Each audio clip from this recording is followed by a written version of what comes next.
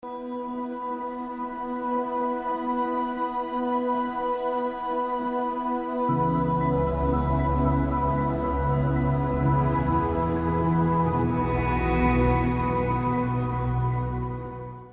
bertemu kembali dalam mata kuliah online dengan topik informatika kesehatan.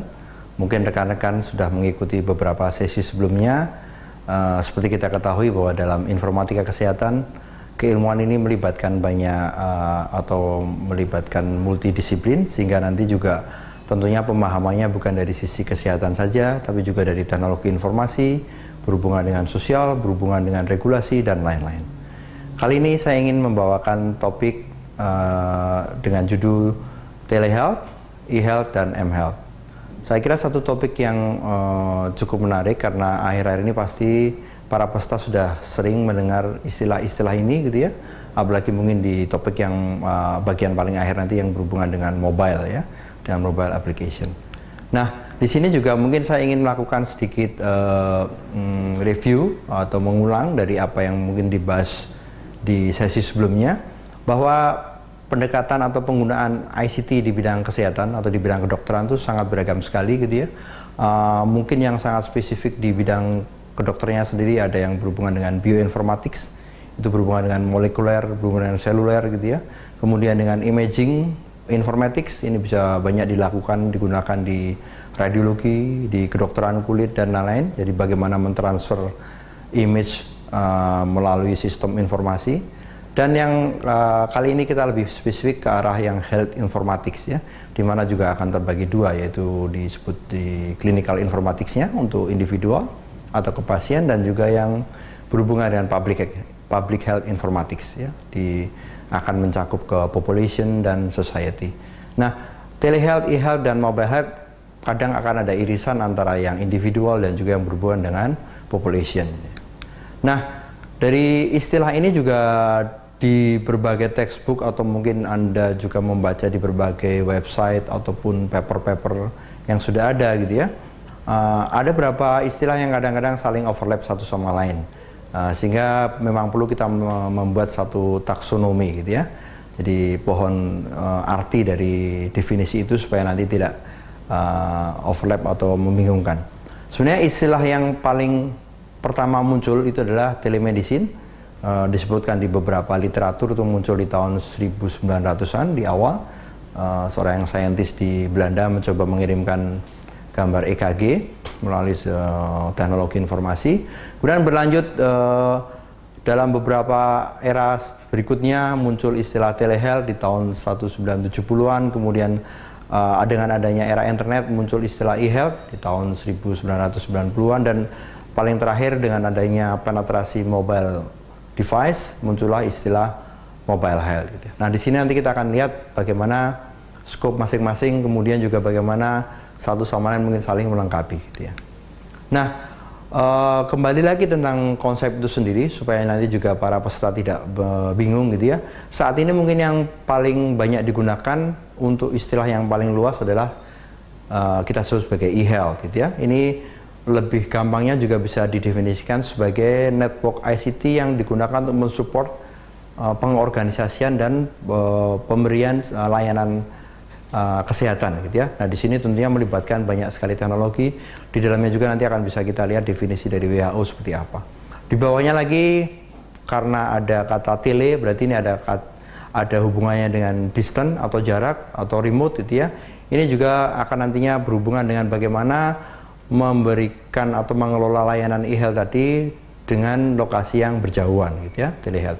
Lebih spesifik lagi di bawahnya adalah tentang mobile health, di mana seperti telehealth yang kita bahas sebelumnya, tapi di sini pengguna atau juga pemberi jasa kesehatan bisa lebih mobile dengan menggunakan berbagai aplikasi yang ada di dalam mobile device, dan juga tentunya adalah wireless connection ya, di mana sekarang sangat mudah sekali mendapatkan mulai dari era paling sederhana 1G, 2G ya, first 3G, 4G gitu ya, kemudian juga Wi-Fi, WiMAX, dan lain-lain.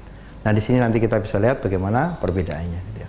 Nah, definisi yang diberikan oleh WHO sendiri di tahun 2005 untuk e-health, karena ini mungkin merupakan definisi yang paling general yang bisa mengcover semua, adalah penggunaan ICT untuk kesehatan apakah itu berhubungan nanti dengan treatment ke pasien, berhubungan dengan research, berhubungan dengan edukasi, berhubungan dengan melakukan tracking, surveillance, monitoring, dan lain-lain. Nah, kalau melihat dari definisi ini juga gitu ya, berarti juga sebenarnya saat ini kita sedang melakukan pembelajaran secara online di bidang kesehatan juga bisa dikategorikan sebagai e-health.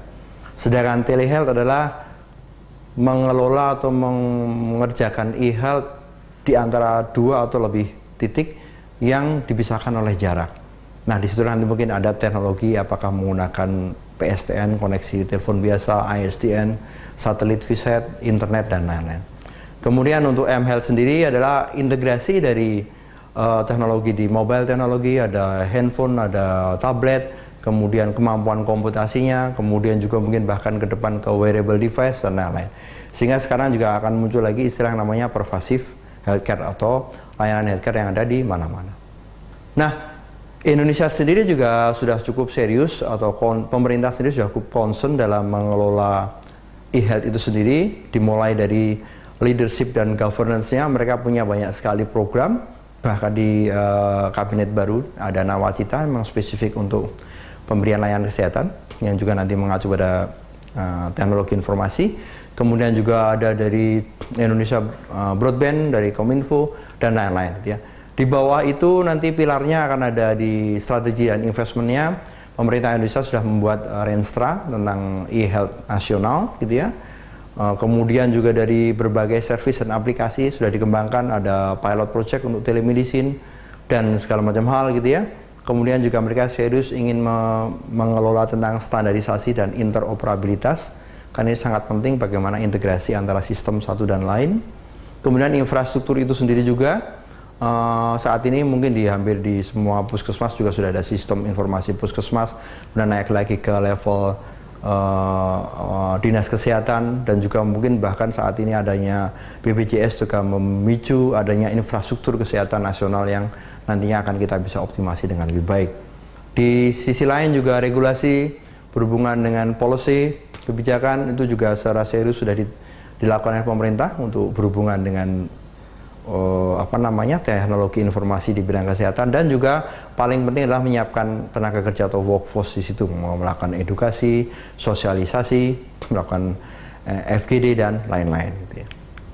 Nah, kalau kita ingin bahas sedikit lebih spesifik tentang telehealth atau juga mungkin dari subsetnya di bawahnya ada nama telemedicine, ini adalah satu definisi di mana layanan kesehatan bisa diberikan oleh seorang medical profesional tapi terkendala oleh jarak, sehingga mereka akan menggunakan teknologi informasi. Jadi di sini kalau kita lihat dari definisi American Telemedicine Association gitu ya, adalah penggunaan teknologi informasi untuk mempertukarkan informasi medis gitu ya, dari satu site atau satu titik ke titik yang lain. Yang utamanya digunakan untuk meningkatkan status klinis dari pasien itu sendiri gitu ya. Dan beberapa definisi-definisi yang lain. Nah, di sini memang tantangan besar di Indonesia atau di negara berkembang ada tersendiri gitu ya, dibanding dengan negara maju. Antaranya nanti kita bisa lihat di belakang gitu ya. Nah, tantangan di Indonesia atau di negara berkembang antara lain untuk penerapan ICT bidang health. Pertama juga bahwa di negara kita prevalensinya juga tinggi, baik itu penyakit yang berhubungan dengan kronik degeneratif atau juga penyakit-penyakit yang berhubungan dengan acute communicable disease. Jadi antara yang menular dan tidak menular juga masih tetap tinggi. Kemudian juga keterbatasan dari para healthcare profesional. Kemudian juga ketidakseimbangan pembagian atau distribusi dari pemberi layanan kesehatan dari rumah sakit dan segala macam yang banyak berkonsentrasi di Indonesia bagian barat gitu ya.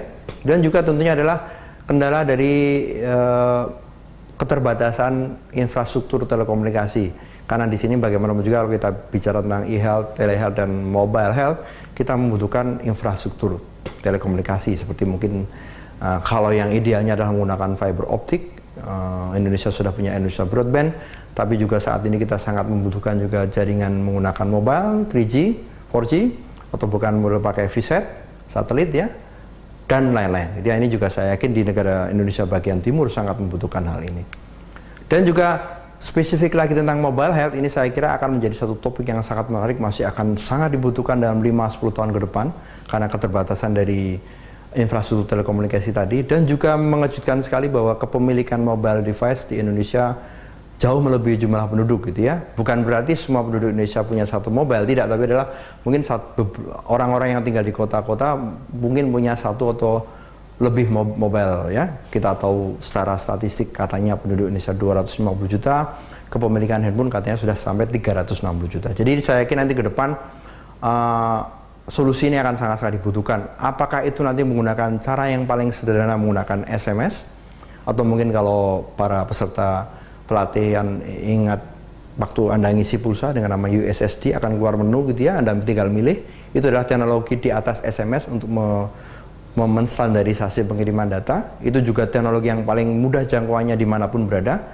Kami menemukan beberapa layanan di Halmahera, di sangat terpencil sekali, mereka sangat tergantung pada SMS untuk surveillance, monitoring, dan lain-lain gitu ya. Bisa juga untuk promosi kesehatan dan segala macam hal.